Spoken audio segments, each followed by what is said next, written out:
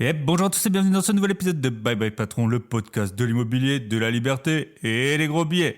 Et dans l'épisode du jour, on accueille Romain, fidèle auditeur, qui nous vient tout droit du Royaume de Belgique. Et Romain, pourquoi est-ce que j'ai tenu à l'avoir sur le podcast ? Eh bien parce qu'il est à la période charnière entre la rat race et la liberté. Il est en mesure de pouvoir quitter sa rat race. Pour l'instant, il travaille encore, mais il a pour projet de très bientôt diminuer son activité, puis enfin éventuellement voler de ses propres ailes grâce aux investissements qu'il a pu faire. En plus de son activité, de son emploi, il a une activité de loueur de voitures, donc on va parler avec lui de ce business, de comment est-ce qu'il le gère à plusieurs kilomètres de chez lui, c'est assez intéressant. Et on va parler également de la fiscalité belge, et notamment des frais de notaire en Belgique qui sont incroyablement élevés. Ça fait toujours du bien, je trouve, de faire la comparaison entre la France et d'autres pays. On a la chance, avec nos voisins belges, de parler la même langue, enfin en tout cas avec une partie de la Belgique. Et donc on va pouvoir voir ensemble les différences et les similarités qui existent entre nos deux pays. Avant de démarrer, je tiens à m'excuser, j'ai eu un petit problème de micro pendant l'enregistrement, du coup j'ai dû faire appel à un monteur qui m'a un peu arrangé les choses, donc ce sera que pour ma voix et j'ai l'impression que le monteur il a quand même fait un bon travail, ma voix est tout à fait audible même si elle n'est pas parfaite. Je tiens à m'en excuser et je veillerai à ce qu'à l'avenir ça ne se reproduise plus. Et sinon, dans les actualités, je voulais vous faire un petit point sur le Club Invest. Donc, pour ceux qui ne sont pas au courant, Michel, mon associé et moi, on aide des personnes à faire, donc des investisseurs, soit qui sont déjà investisseurs ou soit des investisseurs en devenir, mais on les aide à acquérir leur premier, au singulier ou au pluriel, bien rentable. Et donc, on est ravis. On a commencé ça il y a un peu plus de 2 mois. À présent, on a, à une exception près, et je ne doute pas qui va bien entendu y arriver, mais tous les autres membres ont déjà effectué des offres et on a plusieurs compromis qui ont déjà été signés. En 2 mois, c'est super impressionnant, ils sont super motivés. Bravo à vous, on est hyper contents, Michel et moi, de partager notre quotidien avec vous. Et du coup, on a décidé d'accueillir 1 ou 2 nouveaux membres dans le club. Donc, si vous n'avez pas écouté l'épisode avec Michel, le club, ça consiste en quoi ? Ça consiste à ce que chaque semaine, on s'appelle, surtout au début, pour faire un point sur les zones de recherche, les types de biens, quel mode d'exploitation, sous quel régime fiscal vous allez pouvoir exploiter justement les biens. Donc, on s'appelle une fois par semaine en face à face. Et après, donc dans le club, on ne voulait pas qu'il y ait trop de membres. Pour l'instant, on en a 7. Et l'idée, c'est aussi qu'entre membres du club, vous puissiez échanger sur vos idées, sur vos expériences et que tout le monde en ressorte gagnant. Si vous voulez rentrer dans le club, vous me contactez donc soit par mail info@byebyepatron.net, soit via Instagram byebyepatron, ou le mieux, c'est sur le site de Club Invest directement. Donc, c'est dans les notes de l'épisode. Donc, c'est www.clubinvest.fr. Et le 1, c'est un chiffre 1. Donc club1vest.fr. Vous prenez rendez-vous, on discute ensemble de vos projets, de votre stratégie et pour savoir si c'est opportun ou non que vous rejoigniez le club. Bien sûr, ce premier appel est totalement gratuit. On attaque avec Romain de l'autre côté et je vous souhaite une bonne écoute. Jingle.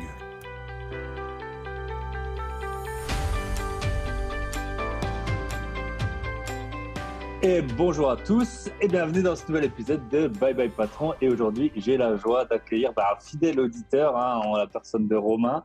Romain, ça fait depuis un moment qu'il me suit sur mon podcast et très souvent il réagit. Donc, je suis ravi de l'entendre. Et Romain, il est un peu à la période charnière. C'est vrai qu'on n'a jamais eu d'invité à ce moment un peu de sa vie. Il est en train de quitter la rat race, ou en tout cas, il a la possibilité de le faire. Et donc, alors peut-être qu'on fera plusieurs épisodes, un épisode maintenant, et puis après, une fois qu'il aura franchi le pas, si ça arrive. Mais en tout cas, je suis ravi d'accueillir Romain. Salut Romain. Salut Thibaut, écoute, c'est moi qui te remercie. Donc, c'est vrai, c'est mon premier podcast, donc soyez indulgent. Ouais. C'est ça, j'essaie toujours d'avoir un peu des invités que tout le monde n'a pas entendus. Là, en plus, début d'année, c'était la grosse période pour booker mes invités. Donc, je suis toujours ravi. En plus, voilà, tu es un auditeur, donc ça fait super plaisir. Ça va un tout petit peu s'entendre. Romain, il vient de Belgique et je suis ravi d'avoir un Belge. C'est le premier Belge, je pense, que j'ai sur le podcast. Donc, on va parler un peu aussi du marché belge, des spécificités qu'il y a, parce que parfois, les Français, ils ont tendance à se plaindre.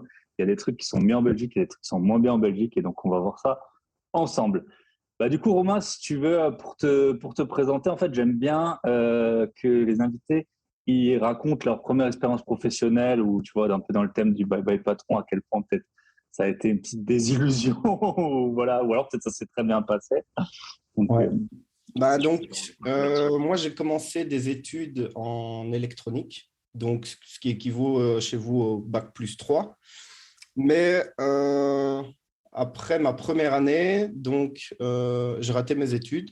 Et au final, je me suis rendu compte que sur le marché de l'emploi, c'était soit des bac+3, soit des gens qui avaient de l'expérience. Et donc, j'ai raté 2 fois mes études. Et aussi avant, ouais, j'étais passé de général à technique. Donc, ce qui était aussi un peu en tout cas, à ce moment-là, c'était un pas en arrière. Les gens voyaient ça un peu d'un mauvais œil, le professionnel, le monde technique. Ils se disaient, bon, c'est un peu, pas les ratés, quoi, mais voilà, ceux qui n'ont pas fait droit, médecine, eh ben, ils se retrouvent là-bas. Donc là, c'était quand même un peu un coup dur pour moi, euh, allez, pour mon ego. Et puis, je me suis retrouvé dans le monde technique. Au final, ça m'a plu. Et je me suis rendu compte, pour trouver du boulot, c'était facile. Et ça, je ne le regrette pas parce que je vois aussi maintenant, en retour d'expérience, que c'est beaucoup plus facile de trouver dans le monde technique que des gens qui ont fait 5 années d'études, l'université, dans des branches un peu saturées, communication ou des trucs de marketing. Et au final, euh, voilà, ils ne s'en sortent pas mieux financièrement. Et donc, je me retrouve directement à l'usine, une usine proche de chez moi où je trouve assez rapidement. Et là, ouais, quand même, grosse désillusion, mis à part le fait de gagner ses premiers salaires, c'était intéressant, de palper de l'argent, vraiment pouvoir faire ce qu'on veut. Mais allez, premier choc, c'est vraiment les collègues. Je me rends compte qu'il y a des gens où j'ai aucun atome, que je vais avoir du mal à passer 40 ans avec des gens avec qui on n'a pas grand-chose à partager. Et donc ça, c'est ma première expérience professionnelle. ok. Et combien tu gagnais à peu près à ce moment-là? Là, c'était à mon avis 1006, 1007, mais j'avais des petits horaires, je faisais 8h, 15h, avec une pause de midi et tout, donc c'était... Ouais. Ça, c'est 1006, 1007 net après impôt. Est-ce que vous Voilà. payez les impôts à la source, hein? Ouais, c'est ça. Ouais. Ok. Donc, Ouais. 1007. Ah, c'est vrai que la branche de technicien, moi, mon associé, il est technicien.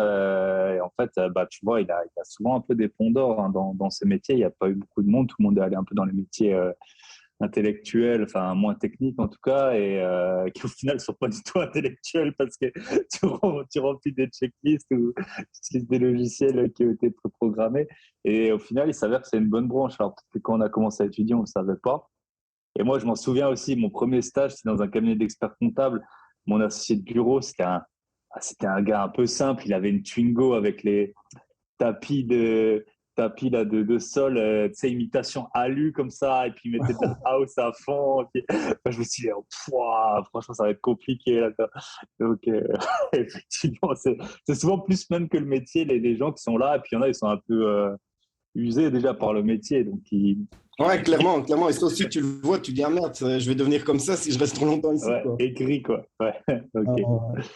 Et du coup, tu es resté dans cette société où tu as bougé ensuite? Donc là, je suis resté 2 ans. J'ai fait une des premières grosses erreurs, c'est acheter la voiture. C'était une BMW série 1, tu vois, pour faire le mec. Voilà, maintenant j'ai un emploi, quoi. Je peux y Ouais, aller. voilà. Ça, c'est clairement un truc que je dirais de ne jamais faire à mes fils. J'ai 2 fils. Ça, c'est la plus grosse erreur. Et donc voilà. Puis après, j'ai changé. J'ai changé dans un boulot un peu plus loin de chez moi, toujours dans l'électronique, une société de télécommunications où il y avait un peu plus d'avantages.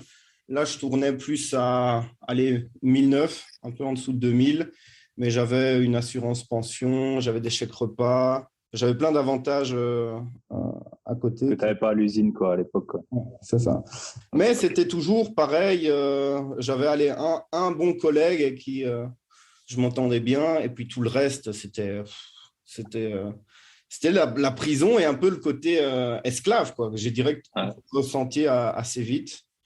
Et moi, je suis toujours quelqu'un qui aime bien rigoler. Et j'ai l'impression qu'on peut s'amuser tout en travaillant correctement. Et là, j'étais tout le temps bridé. ça passait pas. Je pouvais pas être moi-même Ouais. dans ces Ouais, environnements. c'est ça, c'est compliqué. Je pense que beaucoup de gens, un peu dans notre état d'esprit, c'est ça, tu vois, on fait les trucs sérieusement. Quand on achète des biens immobiliers, ben, on les regarde sérieusement, on lit les documents. Après, voilà, pendant la visite, ça sert à rien de faire quelqu'un que t'es pas, tu vois, ou prendre les gens de haut, ou voilà, vous donner de l'importance qu'on n'a pas. Il y a un moment, la vie, c'est pas toujours super sérieux, quoi. Autant s'amuser un peu. Et puis, Clairement.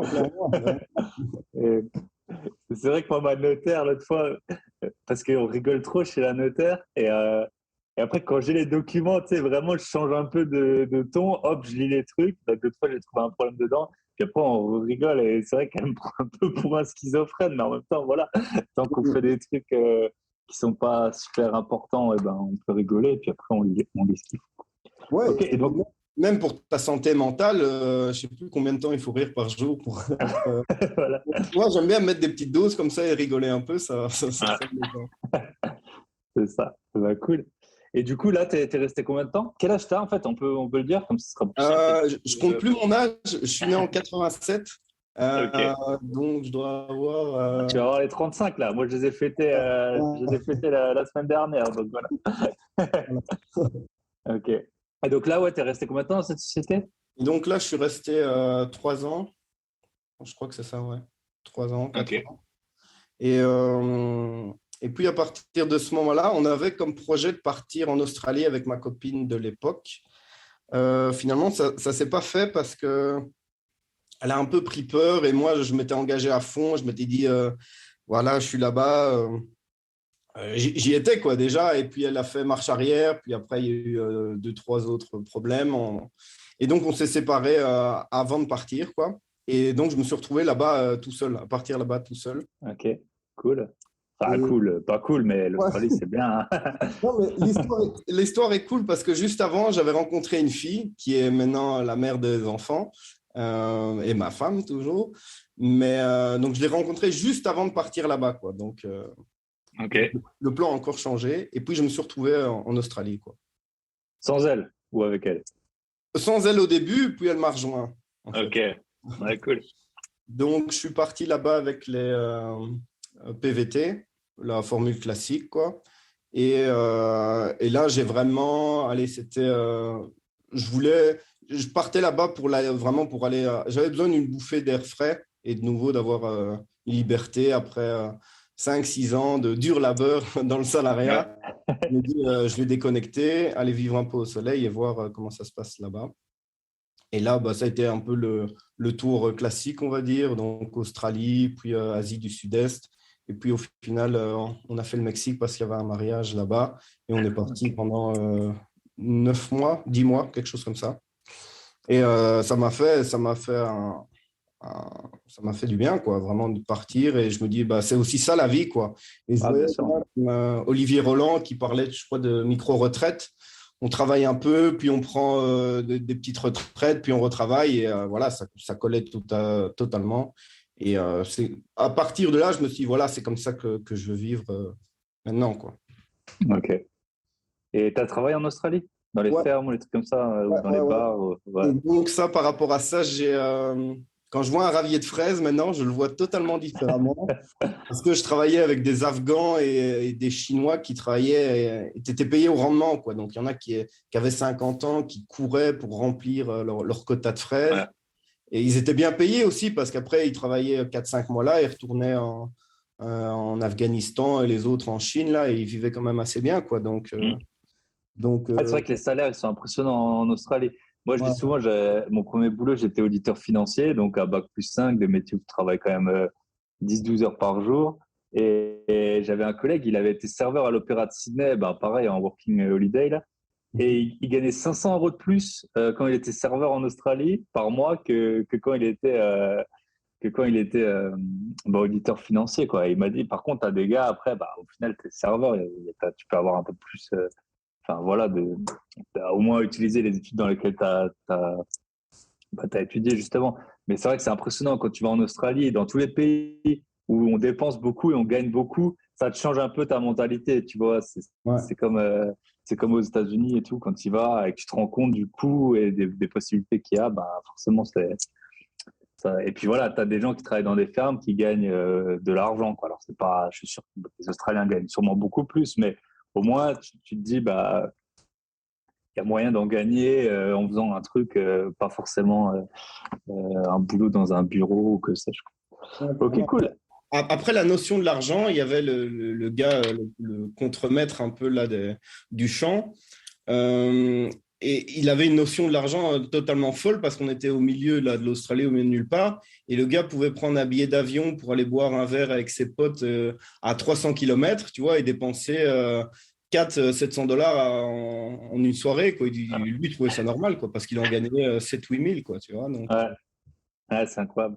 Ouais, puis après, c'est ça, il y a un moment quand tu as du mal évidemment, à faire la distinction aussi, quoi. Quand les gens, quand tu payes tous les mois, que ton budget il est super serré et tout, là, tu fais très attention. Quand tu es là au milieu de nulle part, tu gagnes de l'argent, tu ne sais même pas comment le dépenser.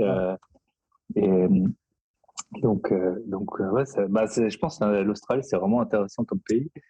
Et du coup, là, tu as commencé à investir en rentrant. Comment ça s'est passé les premiers investissements? Donc, ouais, en fait, moi, comment j'ai commencé, en fait, c'est que mes parents, ils ont toujours fait un budget, et ça m'a toujours marqué. Il y avait, tu sais, les petites colonnes, la nourriture, tout ça. Et ça, je crois que c'est un des trucs qui m'a le plus marqué et qui m'a été le plus utile. Donc, c'est aussi un truc que j'aimerais bien instaurer avec mes enfants. C'est de suivre un budget simplement pour savoir qu'est-ce qui rentre, dans quoi tu dépenses. Et donc, moi, j'avais toujours fait ça, quoi, mais sans vraiment avoir une projection ou un but, une finalité. Je faisais mon budget, puis au final, j'économisais, mais j'allais parfois rechercher de l'argent sur mon compte épargne, quoi. Donc, j'étais un bon épargnant, mais j'investissais rien du tout, quoi. Et en revenant de là, ben, après, j'ai regardé pas mal de chaînes YouTube, tu vois, développement personnel, puis je m'intéressais un peu à ça, comment gagner un peu plus d'argent pour la liberté, en fait, tu vois, ça a été toujours mon obsession, c'était quelque chose qui a grandi en moi de plus en plus, et je me dis, bon, ben, comment je peux faire? Et donc, j'ai accéléré dans le budget et dans les montants que j'épargnais là-bas, tout en vivant de manière assez, je ne veux pas dire frugale parce que j'étais pas non plus, c'était pas excessif, mais voilà, je vivais en dessous. Modeste, quoi. Ouais. Voilà. Ouais. Ok. Et tu as fait tes premiers investissements à ce moment-là? Donc, tu avais quoi, 28 ans, à peu près? Ouais, c'est ça, hein. Ouais, un truc comme ça. Ouais, c'était il y a 5 ans, donc ouais, même 28 ans. ans. Et donc, c'est vraiment à partir de ce moment-là que j'ai commencé à accélérer, quoi. En revenant en Belgique, ben, j'avais mis un peu d'argent de côté. Je m'étais dit que j'allais acheter ma résidence principale. Et voilà comment ça a débuté. Après, c'était un peu, j'ai acheté du neuf, donc le truc aussi à pas faire. J'avais payé la TVA et tout ça. Mais au moins, j'avais mis le pied à l'étrier et ça n'a pas été un si mauvais investissement que ça parce que tu n'as pas de souci. Le bien, il est beau, propre. Là, il est loué. Tu vois, tout le monde est content avec ça. Tu as habité un peu dedans, après tu as loué, c'est ça? Ouais, c'est ça. C'est combien la TVA? Parce que en France, c'est taux réduit. J'avoue que je ne suis pas très bon en investissement neuf parce qu'en France, souvent, en tout cas dans les zones où j'investis, ça ne vaut pas trop le coup. Je connais un peu d'autres pays où là, je sais tu payes la TVA, c'est 3%, après il y a des abattements et tout ça. Du coup, en Belgique, ça marche comment, la TVA sur les biens neufs? C'était 21%. 21%. Les frais d'enregistrement, donc c'était aussi. Moi, j'ai dû amener 40 000 sur la table, 45 000 pour un petit bien en plus, hein. Mais Okay. le marché belge, c'est vraiment. Il te faut de l'argent au début, et si tu n'as pas d'argent, tu n'accèdes pas à la propriété. Et c'est aussi un peu ça le piège ici, c'est que si les gens qui n'ont pas réussi à être propriétaires à partir d'un certain âge, on va dire 35 ans, ils n'arrivent plus à mettre le capital de côté pour devenir propriétaire. Et ils ont un train de vie qu'ils ne savent plus réduire. Et au final, ils sont voués à être locataires le reste de leur vie, quoi. Donc, tu as payé 21% de TVA et 20% d'enregistrement en plus, donc 41%. Ouais. Et c'est sur le terrain et la construction. C'est ça. Les deux. Waouh. Ouais, voilà. Parfois, on dit que la France, c'est bien imposé. La Belgique, c'est bien, je pense, quand tu as quelques millions de côté pour la fiscalité. Mais sinon, je pense que c'est encore un niveau au-dessus. Mais ça, à Bruxelles, il y a pas mal de Français qui viennent On a une petite invasion là et clairement, je crois que c'est ça. Ils ont de l'argent, ils achètent des biens immobiliers et après, ils sont plus taxés dessus, quoi. Ouais. Ok. Et après, du coup, tu as fait tes premiers investissements locatifs? Ouais, c'est ça. Après, j'ai fait mes Ok. premiers investissements locatifs. Après, je suis rentré dans une boîte, en rentrant en Belgique, dans une boîte pharmaceutique où je travaille à pause, où je suis toujours d'ailleurs, avec évidemment un meilleur salaire, des conditions de travail plus dures, mais ça m'a permis aussi d'accélérer beaucoup plus fort, quoi. Ok. Et du coup, on va revenir peut-être un peu plus tard sur tes investissements immobiliers. Je voulais voir avec toi parce que toi, tu es investisseur aussi dans la location de voitures. Donc, je voulais commencer par ça. Mhm. Est-ce que tu peux nous raconter un peu comment ça se passe? Donc, le fonctionnement, la plateforme, combien tu touches, Ouais. comment tu fais, s'il y a des problèmes et comment tu trouves les voitures un peu. Bah donc, moi, j'ai découvert ça à Paris. À l'époque, ça s'appelait Drivey. Et je trouvais ça la formule super. Et donc, j'avais commencé il y a quand même longtemps avec une voiture, mais je n'ai pas scalé directement. J'avais un peu peur. Et puis, les années ont passé, et puis j'ai acheté 2 voitures, 3 voitures, et puis j'ai vu que ça marchait vraiment bien. Et maintenant, c'est GetAround. Donc, le marché français, je suis un peu le marché français parce que je connais d'autres entrepreneurs qui font ça aussi en France, un peu partout. Et c'est aussi la tendance. Je crois qu'il y a de moins en moins de personnes qui vont avoir de voitures, qui sont propriétaires de leur voiture et qui vont juste louer un service à la minute, à l'heure ou au mois, quoi, en fonction.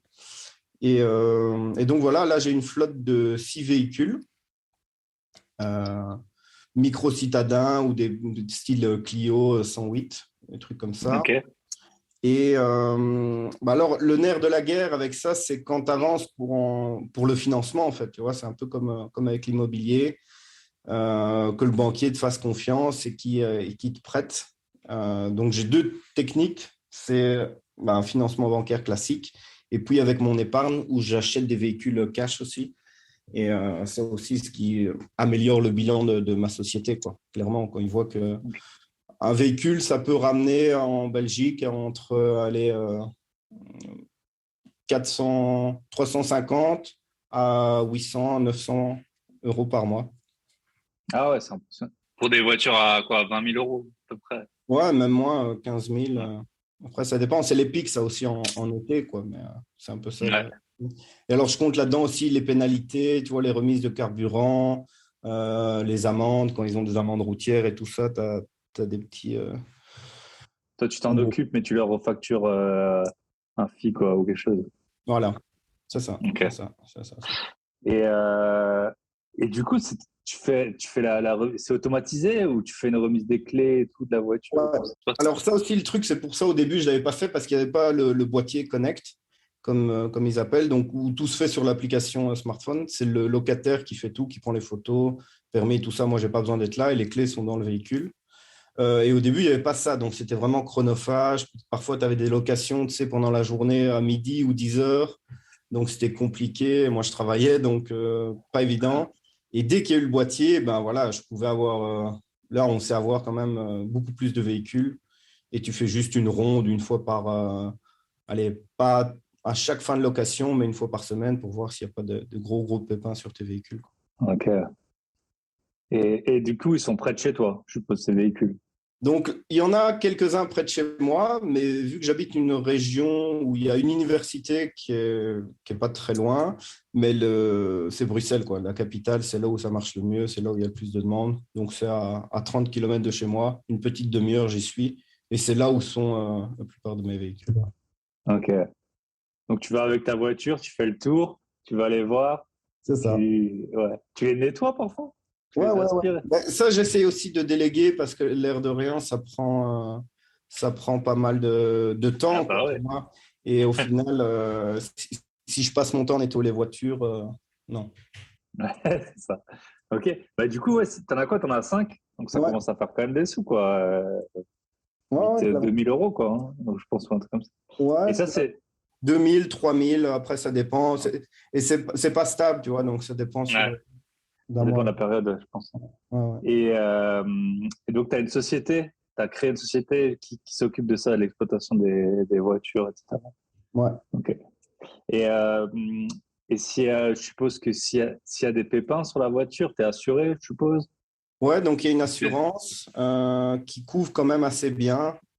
En fait, le problème, c'est la perte de temps. Et par exemple, il y a eu un sinistre total avec un véhicule.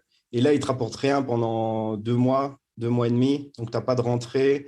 Puis, tu dois te déplacer, tu dois appeler les assurances et tout ça. Donc, c'est de nouveau une perte de temps et d'énergie. Mais bon, voilà, ça en vaut la chandelle. Sinon, j'arrêterais. Si Mais... tu ne feras pas. Ouais. Ok, là, cool. Et du coup, tu as une assurance en plus sur les voitures, toi, à ton nom, En fait, moi, au nom de la société? c'est une full omnium, donc je paye par an et je récupère en fait à chaque fois, les locataires ils payent une partie de l'assurance et moi je récupère une partie à chaque fois dans le prix de location. Eux ils le voient pas, mais moi je peux récupérer ça. Ok. Après, je crois qu'eux ils font une analyse sur toute la flotte aussi et ils corrigent en fait le montant. Par exemple, s'ils ont eu trop d'accidents l'année passée, ben voilà, ils augmentent de quelques pourcents sur les prix totaux Ok. des assurances, quoi. Et c'est une assurance spécifique, tu leur dis ce que tu fais, je suppose, à l'assureur avec la voiture, quoi. Ouais, parce que Tu leur ça dis aussi, c'était le problème au début, c'est Gatorand qui a trouvé ça. C'est que très peu d'assurances voulaient nous couvrir quand on leur explique un peu le principe que la voiture en autopartage et tout ça. Non. Ah, forcément, ça doit augmenter le taux de Si. problème et d'accident, quoi. Ouais, de Ouais. sinistre, voilà. Ok. Ouais, bah cool, bah bon business. Et puis c'est un business, c'est vrai que tu peux le commencer avec pas beaucoup de moyens, quoi. Si tu n'as pas moyen d'emprunter ou si tu as. Ouais, enfin, c'est vraiment intéressant. Et surtout quand tu peux scaler. Et là, tu t'arrêtes à 5-6, tu te dis que c'est assez ou tu Non, aimerais. j'aimerais bien en avoir 10. Je crois que Ok. c'est un bon équilibre. Et puis moi, ça me permet aussi, tu vois, d'utiliser les véhicules un peu quand Quand je on a veux. besoin, quoi.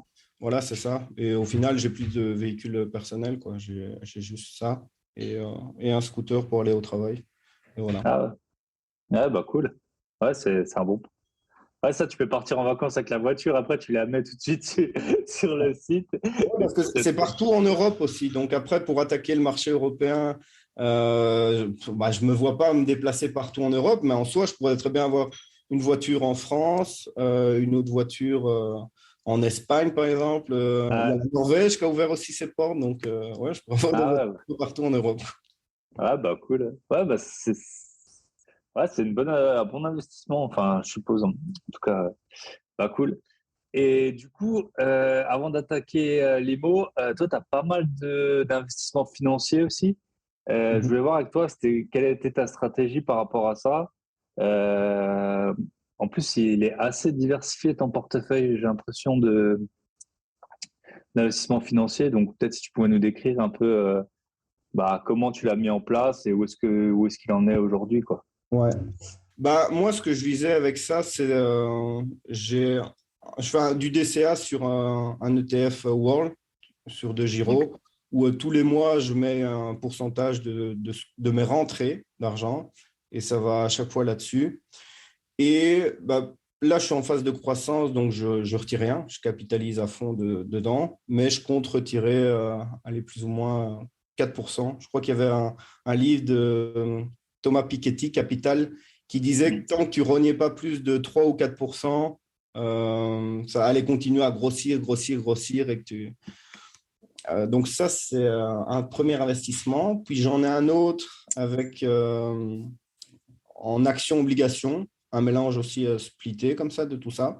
Et donc ça, c'est vraiment, allez, c'est bête parce que tous les mois, je mets ça et je ne me pose pas la question si le marché monte, le marché diminue. Et j'attends pas aussi parce qu'au début, avant de me lancer, je me disais, ah, les marchés sont trop hauts, je vais pas y aller, je vais pas y aller. Mais au final, ça fait 4 ans que je fais ça et je suis très content d'avoir fait ça parce que j'ai pris toute la hausse là. Cette année-ci, j'ai fait Depuis 20. 2020, ouais, 2021. Ouais, Ouais, ouais, donc, ouais, donc c'est ça, il faut pas trop se poser de questions.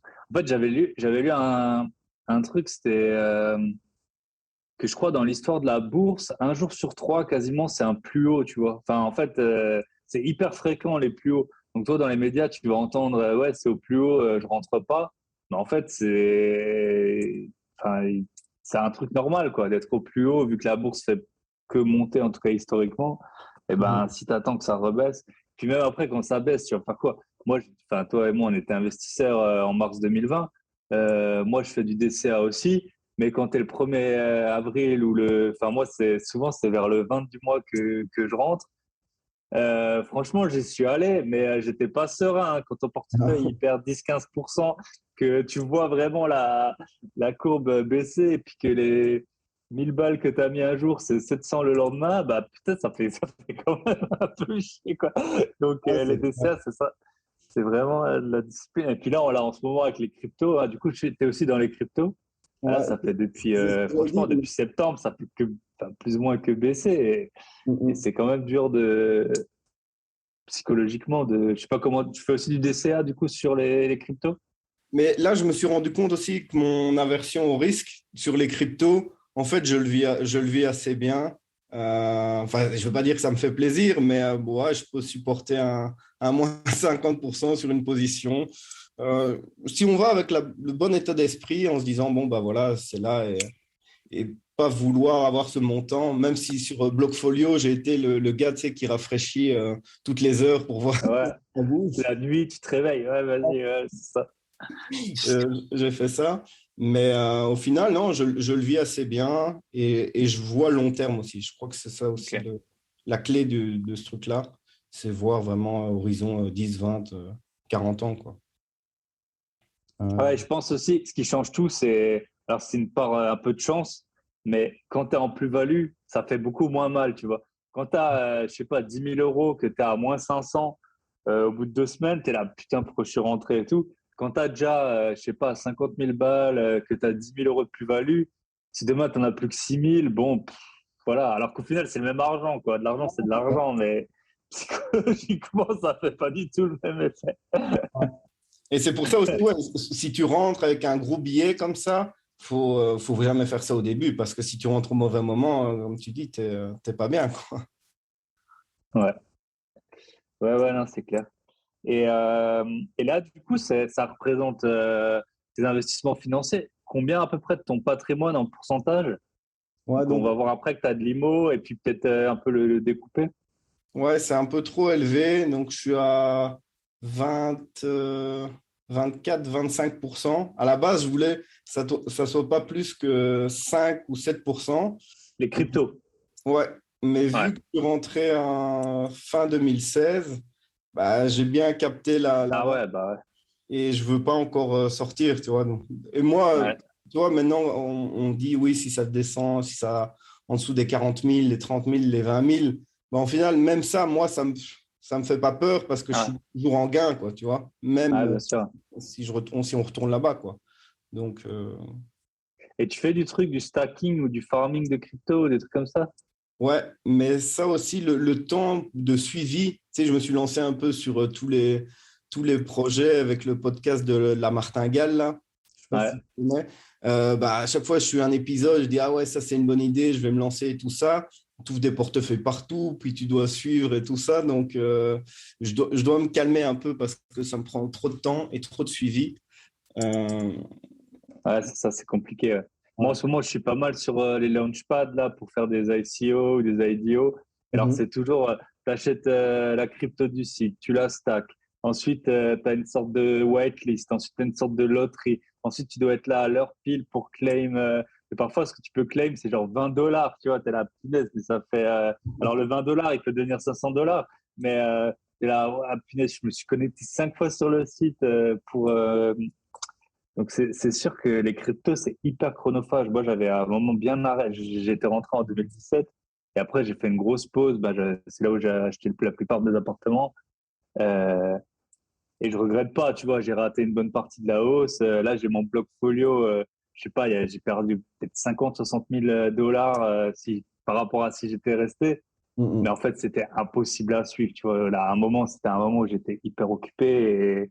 Et voilà, les cryptos, tu vas voir. Alors après, au fur et à mesure, ton temps d'attention, il baisse, quoi. Au début, tu vas avoir tout le temps. Après, tu vas avoir plus qu'un jour sur deux. Puis après, plus que 2 fois par semaine. Mais c'est hyper chronophage. En plus, le truc qui bouge Ah tout non, le c'est clair. temps.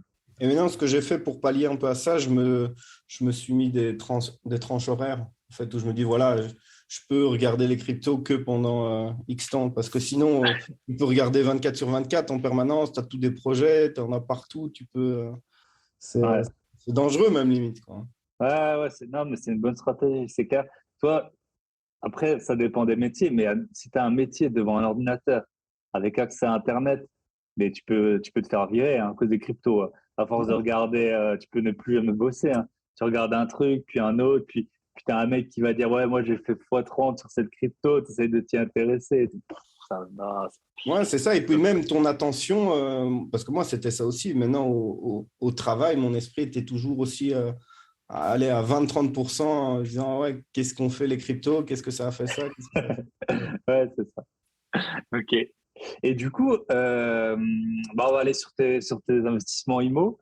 Donc, tu as dit que tu as acheté cinq biens locatifs, c'est ça? Ouais, là, j'ai 5 biens en tout. Ok. Donc, et ils sont tous dans la même région? Ouais, ils sont tous à... Enfin non, il y en a... Ma résidence principale, elle est près de Walibi, pour ceux qui connaissent. C'est un parc d'attractions, donc voilà. À Wavre. Donc J'ai... ça, c'est le sud de Bruxelles. C'est ça, ouais. Ouais, Et la plupart, c'est à Charleroi. Donc c'est... Charleroi, dans le Hainaut. C'est comme ça que ça s'appelle, la Exactement. région. Ouais, ok. Et Charleroi, parce que c'est une ville pas chère, hein, je suppose. Pour aller chercher du cash flow, c'est clairement là qu'il faut aller. Si tu veux du cash flow, tu dois aller là. Parce que les prix de l'immobilier, que ce soit à Bruxelles ou ici, à Wavre, c'est quand même assez élevé. Et vu que c'est beaucoup de résidences principales, les gens, les prix s'envolent. On a vu avec le Covid et tout ça, c'est assez impressionnant. Et il y avait un truc qui était aussi super important.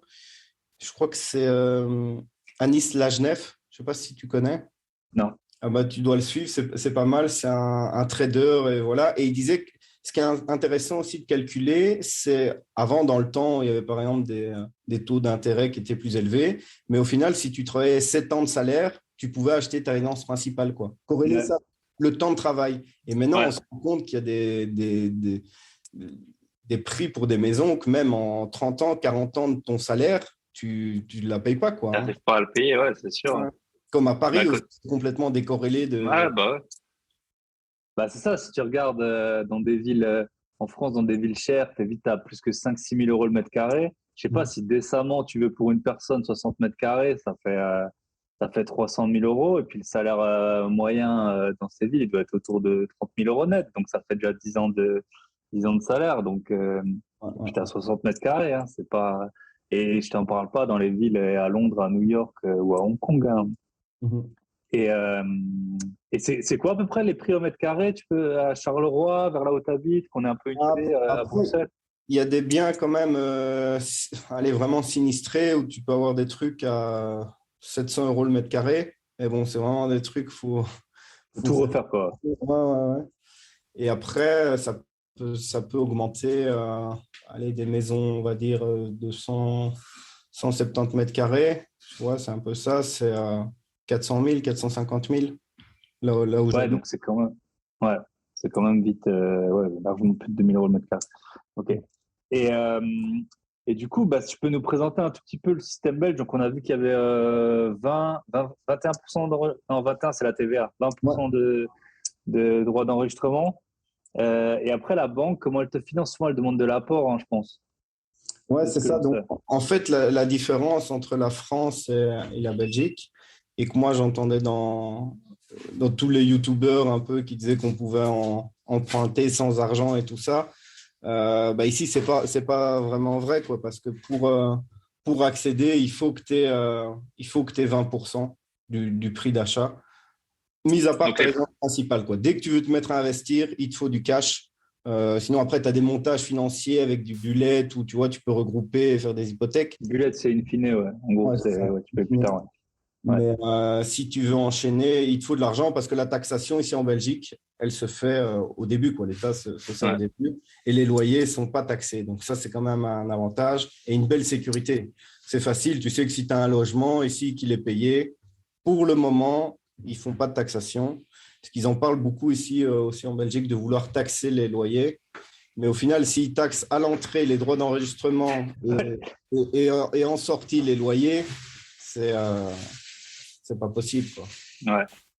Et la banque, elle peut te prêter tout le reste. Admettons que tu achètes un bien à 100 000, tu as 20 000 d'enregistrement, elle te prête les 100 000, la banque, si tu as mis les 20 000. Ouais, après, ça dépend les banques, hein, et c'est toujours aussi du relationnel, tu vois. Il y a quand même il n'y a pas une loi absolue, fait si, mais Bien sûr. la règle, ouais, c'est ça. C'est ça. Ok. Et du coup, tu n'as pas l'intérêt à investir en société, toi, à ton nom. Mais si j'y pense à investir en société, parce qu'après, si tu enchaînes trop en personne physique aussi, il peut te requalifier. Tu vois, je sais pas c'est quoi les montants, mais je pense si tu te mets à avoir plus de, je sais pas moi, 3 000 ou 4 000 euros de revenus locatifs, tu vois, ils vont Plus que ton salaire, par exemple, quoi. Voilà, c'est ça. Et que tu fais plus que ça, en fait, aussi. C'est ça. Si tu as toujours un boulot, bah, tu peux dire, bah non, écoutez, moi, je travaille à temps plein, vous ne pouvez pas me qualifier en professionnel, quoi. Ouais. Mais, c'est aussi, ça, c'est le surréalisme à la belge, tu vois, on fait. C'est un peu. Il n'y a pas de loi, tu dois gérer ça en bon père de famille. Voilà ce qui est. Donc, c'est voilà. Quoi. Toi, tu as des enfants, une femme, ben voilà, tu as des investissements. T'as un bon père. Et les biens que tu achètes, tu fais des travaux dedans ou tu essaies d'acheter des biens avec peu de travaux? Non, toujours avec des travaux, quoi. J'essaie toujours avoir des travaux. Et tu les fais faire ou tu les fais toi-même? Non, je les fais faire aussi. À la base, je voulais les faire moi-même, mais quand je vois aussi dans mon entourage tous ceux qui ont fait ça, ils ont perdu du temps, en fait. Ouais, c'est ça. Même ils travaillent dans le métier, mais au final, même en 3-4 ans, leur maison, elle est pas totalement terminée, quoi. Donc, Ouais, puis après, tu as toujours la. Bah, j'avais interviewé là, David, le plaquiste, là, qu'on embrasse, bien sûr. Et lui, c'était un peu le dilemme qu'il avait. Soit il avait des chantiers, on va dire, à marge, soit il avait sa maison à terminer sans marge, en gros, quoi. Et donc, ouais. en fait, bah, tu te poses toujours la question, bah, vas-y, je vais prendre ce chantier, le gars, il me paye bien, et puis en fait, tu n'arrives pas à avancer sur tes chantiers. Et puis après, ton énergie, elle n'est pas infinie non plus. Tu vas dire, je fais ça le week-end, mais tu peux pas faire ça pendant 2 ans.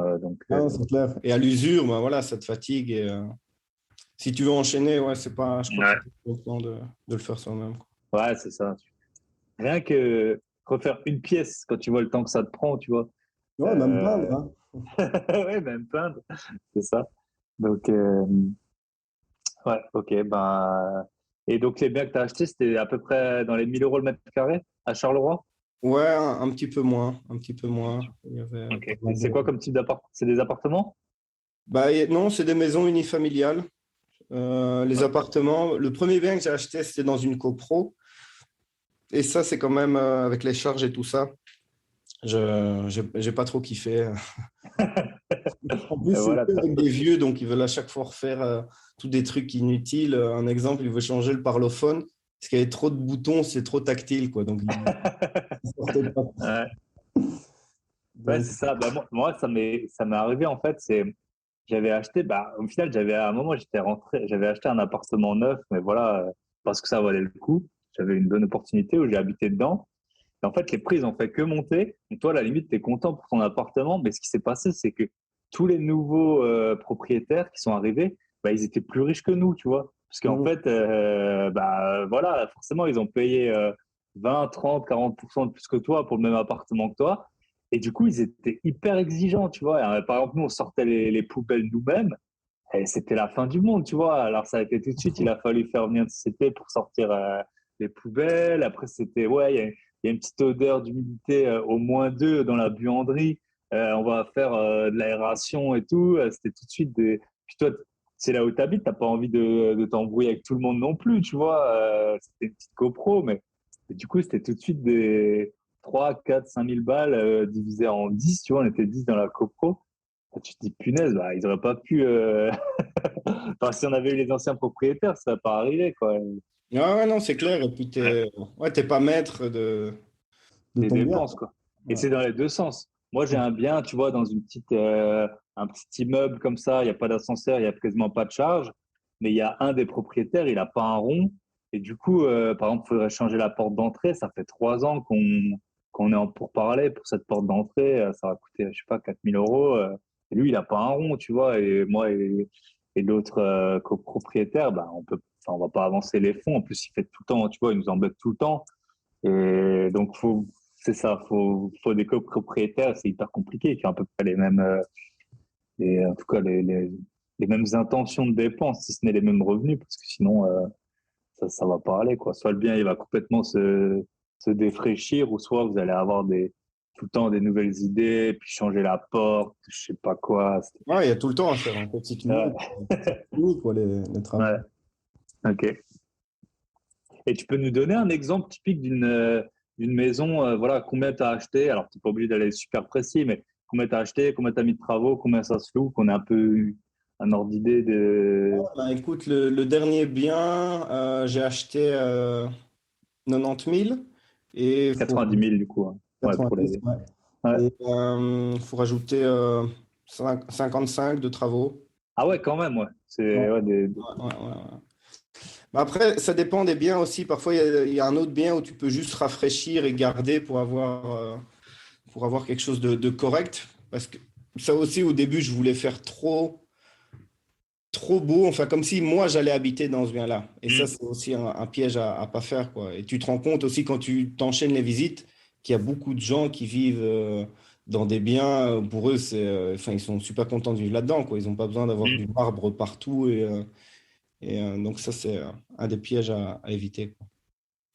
Ok. Et qu'est-ce que tu fais pour 55 000 comme travaux? Tout, quoi, Ouais, quasiment. ouais, ouais, ouais, ouais, là, c'est... ouais, ouais, tout.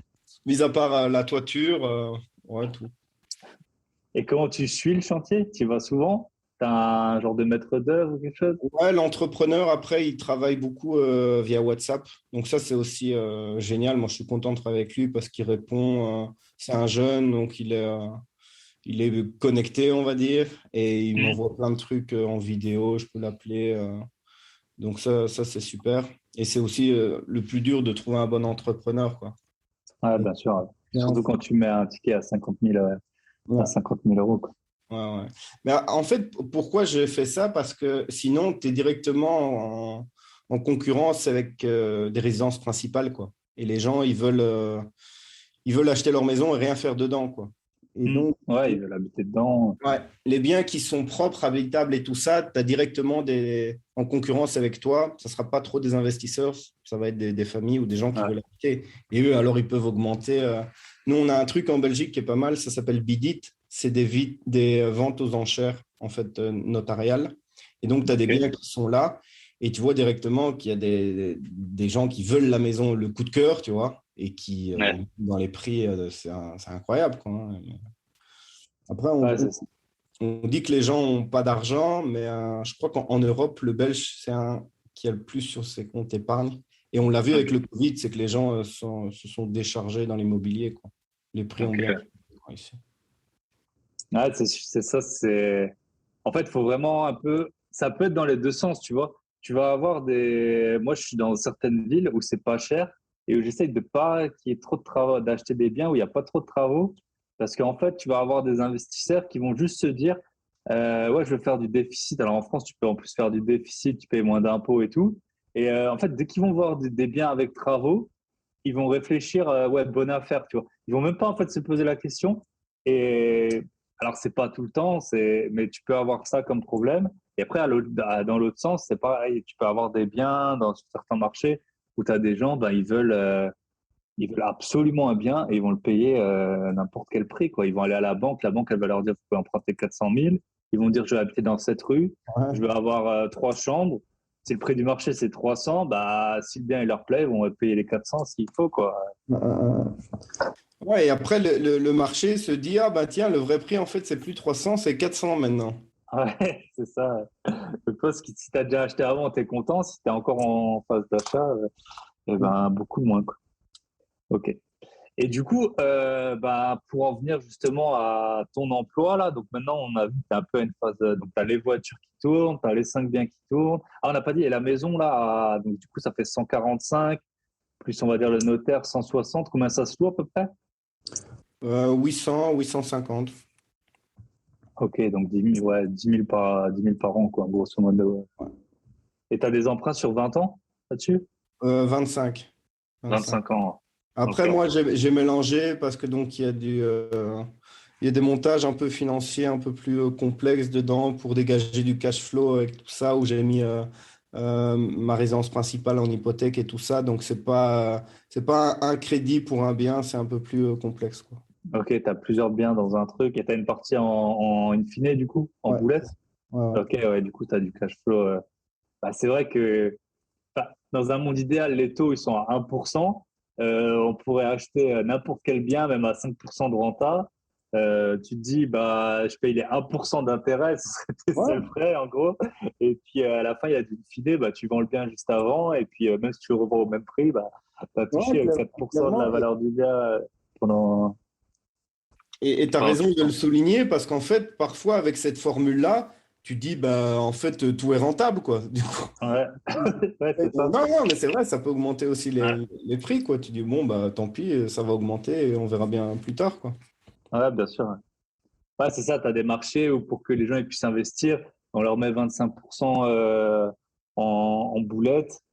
Mais au final, enfin, si ce mode de financement il sort 2 ans après, tu es sûr que les prix ils ont pris presque 25% parce que les gens ils vont pas se rendre compte. Mais quand on est investisseur, c'est super. Si on a accès à ce type de produit, alors en France, je sais que c'est assez compliqué, ou alors il faut avoir beaucoup d'argent, mais ça peut permettre vraiment des choses super, quoi. Mm, mm, mm. Et puis c'est là qu'on voit aussi quand tu as un bien qui est payé, que tu peux hypothéquer, ça change tout, quoi. Enfin, tu C'est ça. peux. Ouais. Ouais. Ok. Et du coup, bah là, donc, par rapport à ton emploi, là, tu es en phase de transition. Ouais. Euh, donc, qu'est-ce que tu avais comme objectif? Je sais pas si c'était en revenu, en patrimoine, est-ce que tu l'as atteint et maintenant, quels sont les plans, quoi? Ouais, ben, en fait, l'objectif, c'était 1 200 euros. Après, je m'étais dit, ouais, une fois que j'ai atteint ça, c'est bon, j'ai réussi ma vie, entre guillemets. Ok. J'ai plié le game. Mais donc ça, j'y suis arrivé. Après, ce qu'il y a aussi, c'est que j'ai des revenus euh, aléatoires. C'est pas lisse comme un salarié. Donc, il y a des mois où j'avais plus. Mais voilà, j'ai déjà fait des mois où il y a 10 000 euros qui est rentré. Et là, je me suis dit quand même, et j'épargnais plus de 60 80%. Donc là, je me posais la question si j'étais pas un peu taré aussi, tu vois. Ouais. Mais donc ouais, après j'ai atteint l'objectif, mais je me dis, c'est un peu trop tôt. Et le fait de quitter son emploi, je crois que c'est Tony qui en parlait aussi dans son podcast là, qui disait que quand tu es habitué aussi à avoir un salaire, quitter, ça c'est quand même allez, c'est un grand pas quoi, vers l'inconnu, tu Ouais. vois. Et donc, moi je me suis dit, dans un an, je crois que je vais quand même prendre une année sabbatique ou une année congé sans solde pour tenter l'aventure, quoi. Mais voilà, c'est un peu le plan. Ok. Donc, j'ai déjà atteint l'objectif, mais j'ai pas encore quitté mon emploi, quoi. Ok. Et là, tu voulais réduire d'abord ton temps de travail?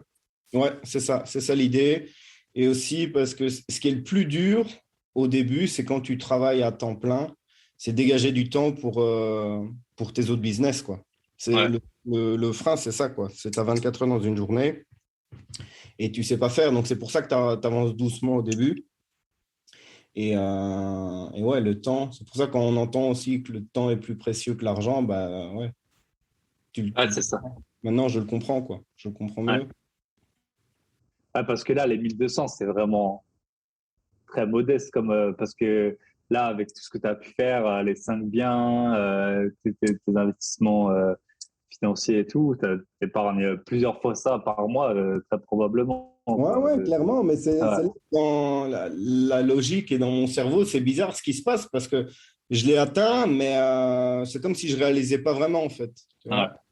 Donc, et puis ce côté un peu la peur du manque, tu vois. Ah ouais, qu'est-ce qui ouais, se passe si j'en ai plus? Et t'en veux toujours plus. Et je crois que c'est ça aussi le truc, c'est que si tu sais pas t'arrêter et dire voilà, à un moment, ça c'est mon style de vie, ben, tu peux gagner 10 000, puis tu vas vouloir en gagner 20, puis 30, ouais. puis 50. Et en fait, tu vas être dans une nouvelle rat race de l'enrichissement, en fait. Mais Bien sûr. Ouais. ouais, c'est pas mieux. Et moi, je connais des gens qui gagnent très bien leur vie. Enfin, tout est relatif, tu vois, mais des gens à, je sais pas, 10 000 euros, à 10 000 euros par mois. qui t'expliquent, mais vraiment, sérieusement, qu'ils ne gagnent pas assez. Parce qu'ils sont entourés de gens qui gagnent beaucoup plus.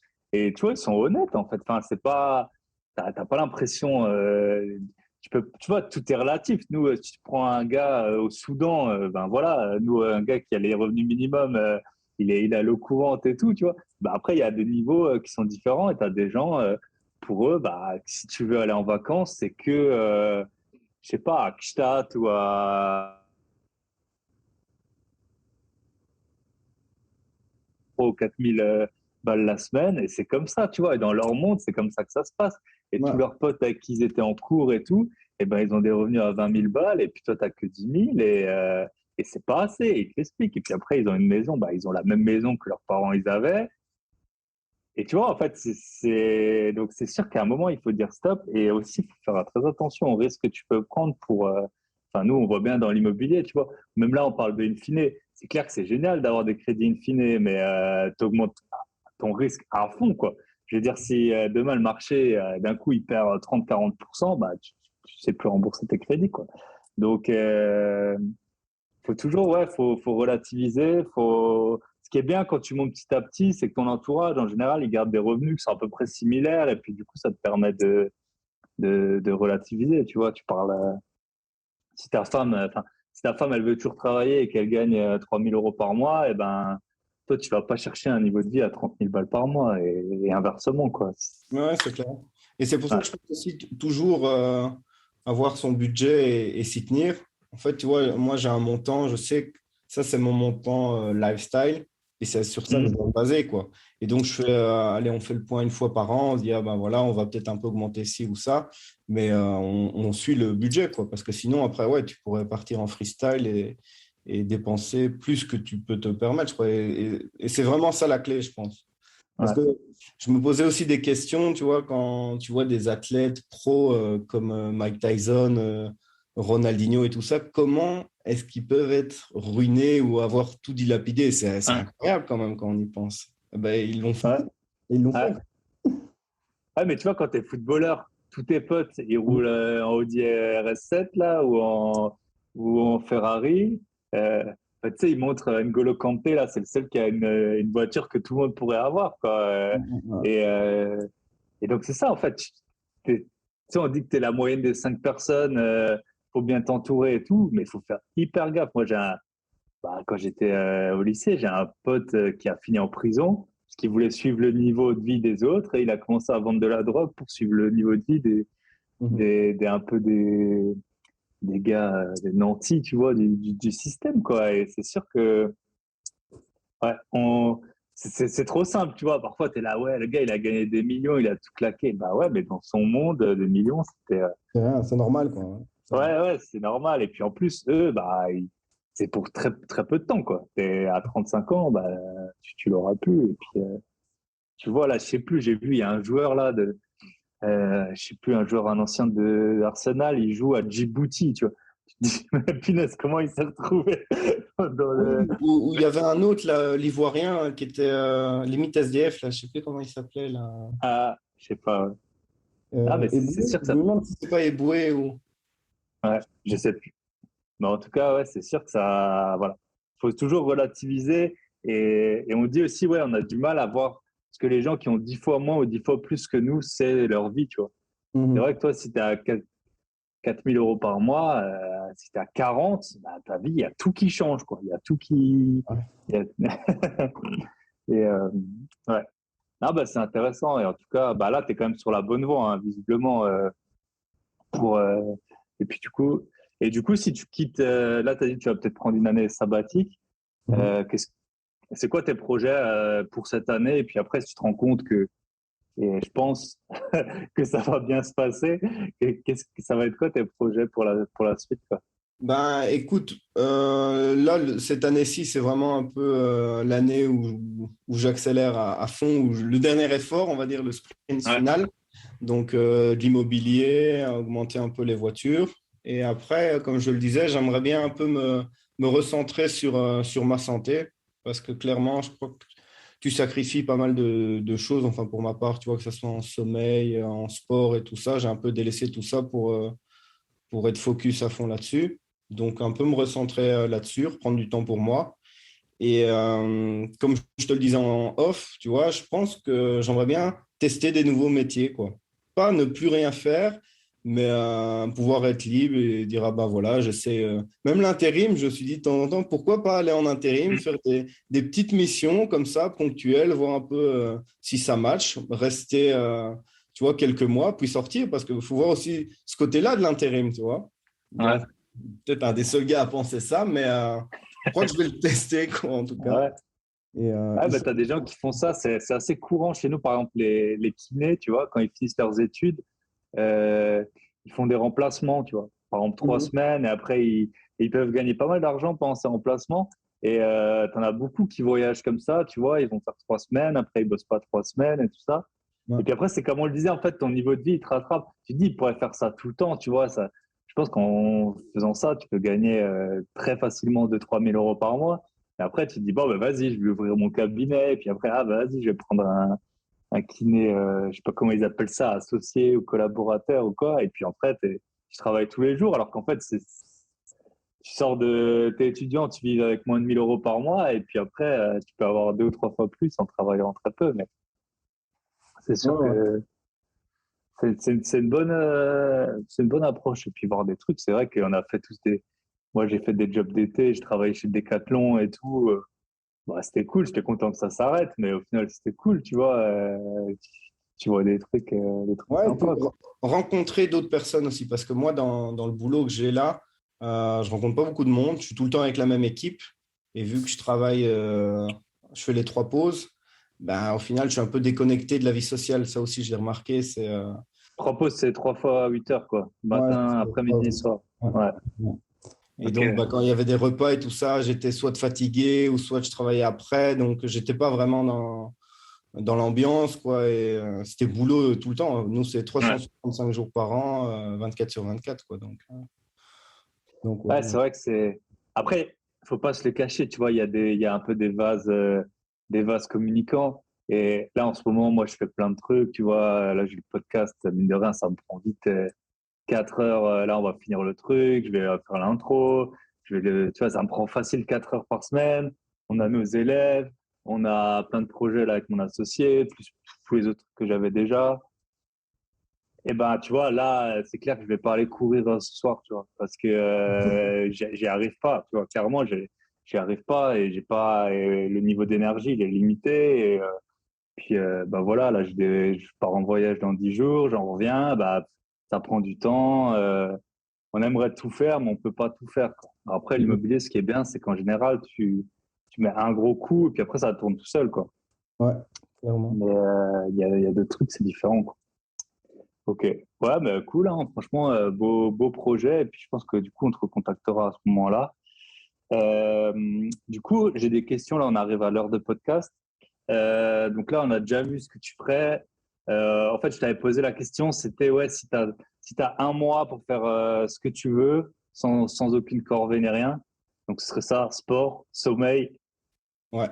Et puis Et quand même, pour rester dans l'objectif, alors IMO, vraiment prospecter, quoi. ouais, plein de visites. Euh, et voilà, scaler un Ah. maximum. Et la petite question qui me vient pour les voitures, est-ce qu'il y a, je suppose qu'il y a des forums, des gars, est-ce que par exemple, par secteur, enfin, par catégorie de voiture, tu as un peu le modèle, tu sais, là, je rentre de Barcelone, ils avaient tous, tu vois, je sais pas, des monospace Toyota, là. Est-ce qu'il y a un peu la voiture parfaite par modèle ou enfin, par catégorie Après, ça ou... dépend un peu des marchés, mais en Belgique, tu vois, il y a la Tiguan qui marche très très bien. Ok, Euh, les Françaises en général, la C3, je crois que c'est une des voitures préférées des Belges. Elle marche ok, assez. Sinon, ouais, des classiques, quoi, hein. La Clio aussi, elle marche très très bien. ok. Sinon, dans les marques premium, bah, en Belgique, c'est les marques allemandes, quoi. Audi, Ouais, BM, Mercedes. Ça, si tu mets ça aussi. J'ai un véhicule pour l'instant en premium, une série 2, et c'est vrai que ça marche quand même assez bien. Et au final, ok. c'est une expérience aussi que les gens recherchent, tu vois, de vraiment Ouais, aller c'est faire ça. un tour dans une voiture un peu cool, et puis voilà, tu Mhm. kiffes pour quelques heures et tu changes de véhicule, quoi. Ah. Ouais, série 2, ça va encore, tu vois. Parce que moi, c'est vrai qu'à un moment, j'en avais parlé, j'avais un Porsche Boxster, là. Et quand je l'ai vendu, je me suis dit, punaise, mais qui c'est qui va venir pour l'essayer? J'avais trop peur d'avoir un mec qui roule comme un fou, tu vois. Parce que moi, ça m'est déjà arrivé, là. Je voulais acheter une voiture à un mec, là, il était là, mais vas-y, roule à fond, roule. Ça m'est arrivé plusieurs fois, hein. Roule à fond et tout. Punaise, je me suis dit, ah, laisse tomber. Donc, ouais, finalement, ça a été, mais ouais, c'est toujours un peu. Je pense que si série 2, c'est encore bien, mais si tu montes encore, tu vas avoir les gars qui font les tickets avec, quoi. Ouais, c'est ça, il y a tous ceux qui Les cuisinent paraquis. dans l'ultra luxe, là, mais ça, Ouais, l'assurance, à partir d'un certain montant, je crois que c'est plafonné ouais, au-dessus de 70 000, ils ne te suivent plus, quoi. ouais, ouais, bah, j'ai bien compris. C'est vrai, pour des cautions à 900 euros, 1000 euros, au final, même ils s'en foutent, quoi, ils plantent la caisse. Ouais, ah, bah, c'est clair. Ah, bah, cool. Ok. Et du coup, deux dernières questions. Quel est le meilleur conseil qu'on t'ait donné? Alors, le meilleur conseil qu'on m'ait donné, bah, c'est un peu deux conseils en un. C'est un, de ne pas écouter les gens, enfin de les écouter, mais vraiment avoir son avis. Et je crois qu'il y a plein de trucs aussi. Un conseil que je donnerais à mes enfants, ça je l'ai remarqué, c'est que tu leur dis de ne pas faire un truc, par exemple, mais ils doivent vivre l'expérience pour vraiment l'assimiler, quoi. Et ça, même si tu dois te planter ou faire des conneries, je crois que tu dois la faire et tu la comprends mieux. En tout cas, moi je suis Ouais. comme ça. Il y a des trucs qu'on m'a dit de ne pas faire, mais je ne l'avais pas compris, je devais le faire, et là, je l'ai mieux Ouais. compris. Et puis, en combiné avec ça, c'est que la vérité est multiple et que tout le monde, en fait, tout le monde a raison parce qu'il voit ça par son prisme à lui. Et il faut faire un mix un peu de tout ça pour avoir La la... vérité à toi, quoi. Ouais, c'est ça. C'est ça. Ouais. Ouais, super, super intéressant. Super point. C'est vrai que tout le monde met le curseur là où il veut, et c'est un peu pareil, même avec, tu vois, dans l'investissement IMO, bah, il y a des trucs, tu as un peu des techniques de filou, on va dire, hein, que tu peux utiliser. Tout le monde met le curseur là où il faut, quoi. Parfois, tu vas un peu arranger la vérité, tu vas faire des trucs qui sont toujours dans la légalité, bien sûr, hein, et puis on ne va pas trop se mettre dans les problèmes, mais voilà, ta vérité, tu vois, rien que c'est courant de mettre une fausse annonce sur Internet pour voir s'il y a de la demande. Mhm. Voilà, moralement, c'est pas top. T'as un mec qui va répondre à l'annonce et tout le monde le ferait pas, quoi. Mais donc, chacun a sa vérité. Est-ce qu'il vaut mieux ça ou acheter un bien qui se louera pas? Ben voilà, la réponse, la plupart des gens, ils ont la même. Ouais, c'est Mais, clair. ouais. Mais parce que nous, on est le prisme de l'investisseur, tu vois, c'est ça aussi. Quand tu es sur les groupes Facebook t'as un groupe là, connu, la Club des Rentiers. Tu vas Ouais, dessus, parfois, tu as des gens, ils sont locataires, ils posent une question, mais ils se font allumer. Tu sais, tu les vois là devant le mur avec les 40. Mon propriétaire veut pas faire ça. Et tu vois les 40 acharnés qui vont pour l'insulter derrière. Là. Et lui, il est locataire, voilà. Ok. Et la dernière question, je pense que ça doit un peu regrouper les deux, c'est est-ce que tu as une obsession, quelque chose qui te guide ou un mantra ou je sais pas comment dire. ouais, bah, comme je l'avais dit, je crois que c'était ouais, la liberté, tu vois, un peu. Le terme à la bonne maintenant, c'est la fuck you money. Mais non, je crois que ça, c'est vraiment un des plus beaux sentiments d'être libre. Et quitte à gagner même un peu moins sa vie, je crois que c'est quand même un sentiment qui est plus fort de pouvoir être libre et faire ce qu'on veut. Euh, c'est mieux. Après, j'ai pas vraiment de mantra où il y a un truc que je me dis souvent aussi, c'est un tien vaut mieux que deux, tu l'auras. Ah, ouais, ouais, ouais, ça c'est clair. Franchement, dans l'investissement, tout le Ouais. temps, tu as des gens qui ont soi-disant des plans. Et pire, c'est les agents IMO. Tu sais, tu visites. Ah, mais Mm. moi, j'ai plein de biens pour vous. Mais facile, t'as de moins en un déjà. Ils sont là, ouais, c'est clair, c'est clair. Donc, bah, écoute, Romain, on a dépassé l'heure d'interview. Mais j'étais super ravi de t'avoir. Et puis, on salue toute la Belgique, hein, bien sûr. Hein. Ouais. J'aime bien. Enfin, c'est vrai que on a vraiment l'avantage de parler la même langue et puis en plus d'être un peu des cultures communes et différentes à la fois. Donc, ça fait toujours super plaisir. J'avais Celestino là, qui est suisse en début d'année. Là. Donc, ouais, j'aime bien vraiment voir un peu les systèmes et puis on comprend un peu mieux aussi que voilà, les systèmes financiers, ils se ressemblent, mais ils sont pas tout à fait pareils. Et là, les 20% de notaires, je pense que ça va bien calmer un peu tous les Français qui se plaignent de tout. 20% de notaires en cash. Rendez-vous compte un peu l'argent qu'il faut mettre de côté, quoi. Ah ouais, c'est clair. Et c'est pour ça, quand je vois aussi les pubs, investissez en étant au SMIC ou sans argent et tout ça, nous, c'est impossible. C'est impossible. Tu ne peux pas le faire, quoi. Ouais. Ouais, tu es obligé d'épargner vraiment C'est ça. à fond, peu importe tes revenus. Voilà, il faut mettre 20 000 € de côté, même si on a une bonne paye, ça se fait pas super vite. Ouais. Ok. Eh ben, merci beaucoup, Romain, et je te souhaite d'avance une bonne soirée et à très bientôt. Merci à toi, Thibaut. Allez, ciao, ciao. Ciao, bye bye.